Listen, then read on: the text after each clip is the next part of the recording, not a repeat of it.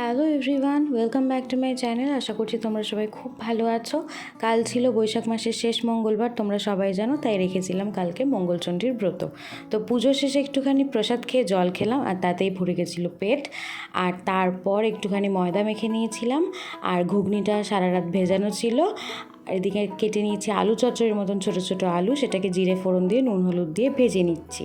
তারপর এখানে বেটে নিয়েছি জিরে, আদা, লঙ্কা, টমেটো বাটা, আর একটু দিয়ে দিলাম ধনে গুঁড়ো।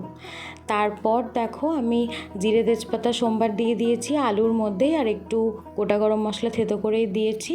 তারপর মশলাটা দিয়ে দিলাম। আমি আর আলুটাকে তুলিনি, তোমরা চাইলে আলু তুলে তেলের মধ্যে মশলা দিতে পারো।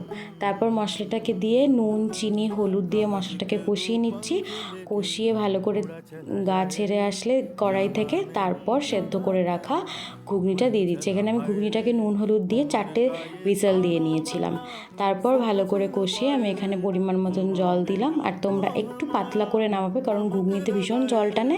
একটু পাতলা করে নামালে দেখবে ঘুগনিটা ঘন হয়ে গেছে। তারপরে ভেজে নিয়েছি লুচি আর ঘুগনি আমি খেয়ে নিলাম দুপুরবেলা।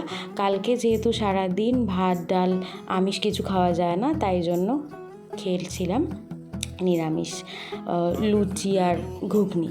আর রাতে খেয়েছিলাম লুচি, ঘুগনি আর লাড্ডু আর ক্ষীরকদম। ব্যাস হয়ে গেছে, আমার সারা দিনের এটাই খাবার ছিল।